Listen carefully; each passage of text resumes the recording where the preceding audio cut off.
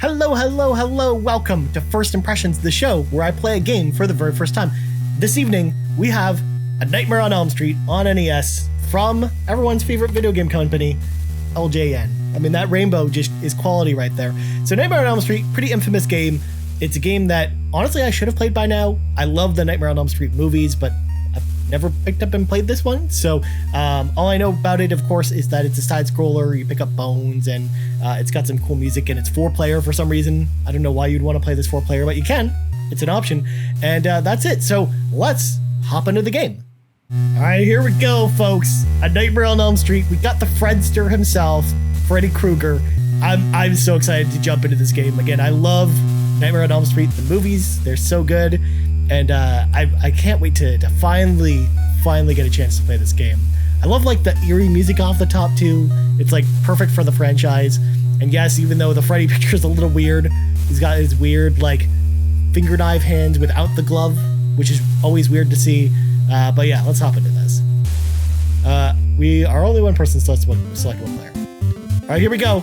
We've got to fight snakes with our bare hands. All right, do we go into this house? Nope, we don't go in this house yet. We gotta punch some snakes though. I like the music though. This music's really good. I love like the Starry Night tune. We're just running around this neighborhood. I tried to avoid the rocks just to jump into a bat. Okay, how do we go into the house? Yeah, I don't think we can go in that house yet. We're gonna punch a rat. Oh, look at this. We got a crazy zombie attacking us. Oh, apparently I'm dead. I didn't even realize I was that low on health. We're just gonna punch out this Frankenstein.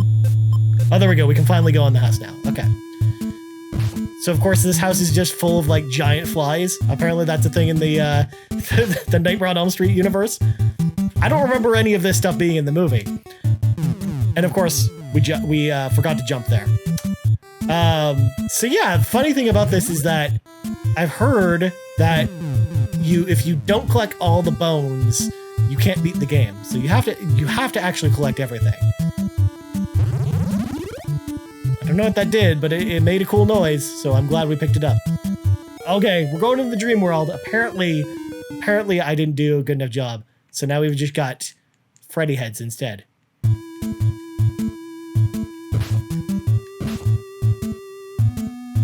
All right, somehow we gotta go get those bones. So I think we gotta go up here and jump across. Ooh, spooky ghost! Spooky ghosts are spooky.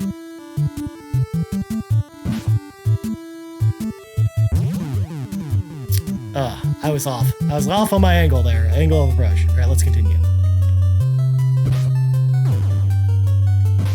As you're seeing, folks, I'm very bad at video games, clearly. I'm just not nearly as good as I make myself out to be. Although the platforming in this is like, I never realized it until picking up the controller, but it's really floaty in this game. So I'm guessing I can't go down because I don't have all the bones yet.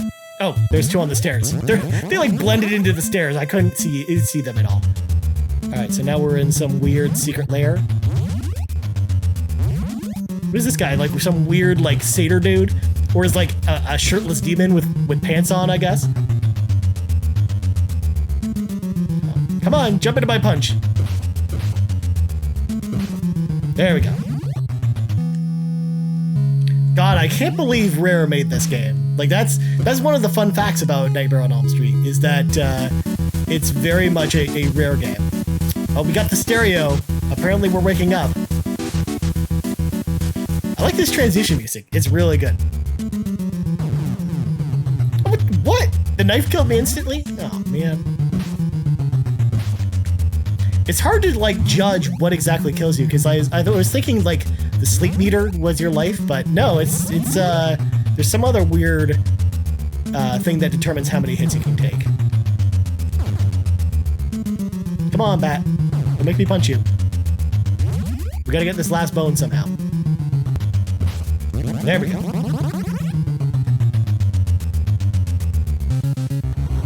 All right, it's Freddy time. It's time to take out Freddy. some weird glove. Oh, I tried to stop short in front of it, but apparently I just kept walking. Maybe fighting this glove in like the real world is probably not the best way to do this. Because if I remember correctly, if you go into the dream world, you actually get like dream powers that you can use, so you could actually like attack from range instead of having to punch this glove. You're basically like fist bumping this giant glove here because it's essentially like a big hand that's closed and you're just running up and punching it. It's like death by fist bump. If anything, that's how I want to go out. Death by fist bump. It sounds like fun. Come on, get down. I'm trying to like bait it towards me, but Freddy's too smart for that. He's not falling for it. There we go. We knocked out the glove. We punched it to death. All right, let's see what else is in this crazy neighborhood. Again, there's just giant rats and birds that are just, pooping on us, I guess. Because, I mean, it's either that or they're carrying around rocks. But those don't look like rocks to me. Can't go in the high school, it looks like. It's weird because all these buildings have, like, open doors, but I can't tell, like, what buildings we can go in and what we can't. Maybe there's some kind of trick to it. Can't go in that house either, apparently. Punching the Frankenstein out. And then, of course, there's just random, like, concrete or just giant rocks just raining from the sky. Okay, you can't go in the cemetery.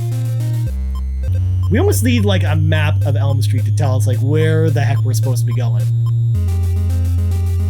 Ooh, it's some fence. I'm guessing this is the junkyard from Nightmare 3, I guess. Where Freddy's bones are, where they dig them up. And also, that fence kind of looks like the fence from Zelda 2, where you go fight those lizard men who just sit behind the fence and throw stuff at you. Okay, so I'm guessing we gotta go back and go find one of the houses back here to go in. Like, maybe one of the houses near the start is open for us to go in. And until then, I'm just gonna groove along to this music. It's really good. Oh, to the dream world we go. I haven't been in the dream world outside. It's even more spookier out here now. Also, apparently I died because I was just hanging out inside one of those bats. Oh, there we go, another one of these, like, satyrs again. Like, apparently can't jump over him. And these dogs have, like, giant hitboxes. Oh, here we go. Okay, we can finally go in this house. The house with the doors closed? What's going on? Also, I love this spooky music. This is really cool. And we died. Again, just like really like randomly floaty jumps.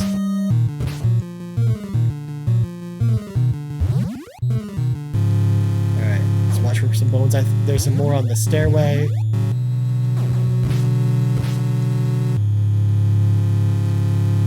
God, the music is really good in this stage. I love it. It's just creepy in all the right ways. And it's so different from everything else you hear on NES. Right, so we got 3 bones left. 2. Alright, we're missing a bone from somewhere. Alright, let's go back and look for bones. Oh, there's one way up there. I don't know how we missed that one. I guess they like all kind of blend in, all the walls.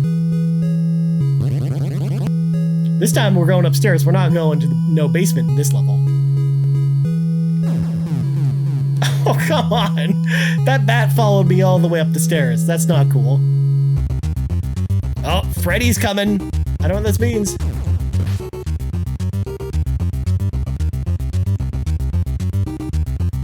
Come here, Freddy. I'm gonna punch you.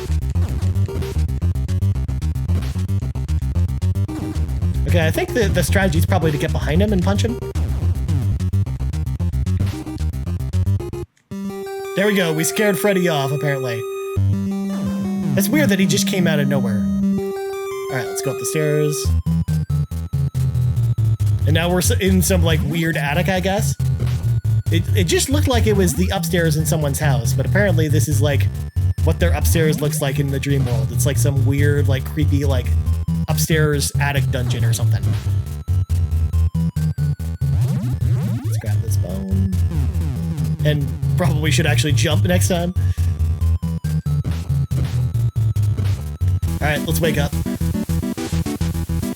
Again, I love this transition music. It's really good.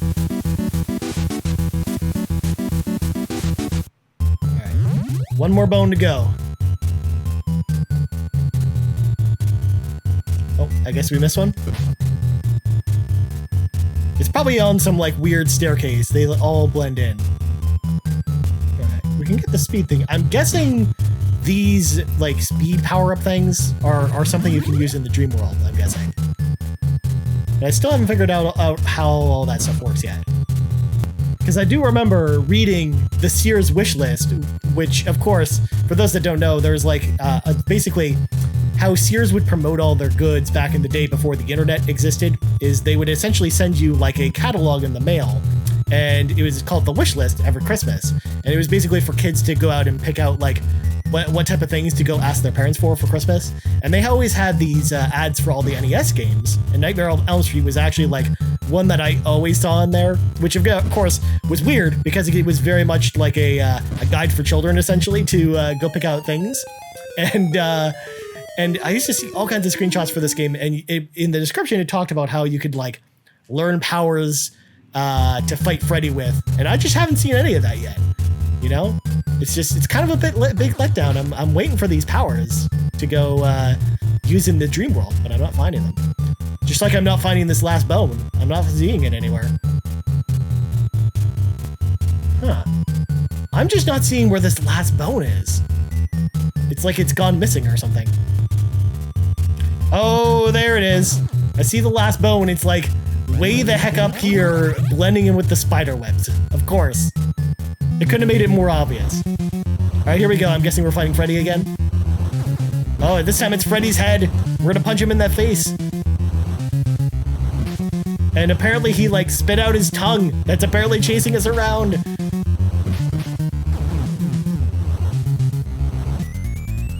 And we are officially dead. Well, folks, I think that's gonna kind of wrap it up for Nightmare on Elm Street. So let's go back to the wrap up. And we're back from playing A Nightmare on Elm Street on NES. So what did I think about my first impressions with A Nightmare on Elm Street? Well, it was, first of all, this was a bit of a shorter video. It's one of those things where I was like, I could play through it all again and get to the same section, but I didn't want to keep doing that. I just wanted it to be kind of my raw first take on it. And that's exactly what we did here with this game.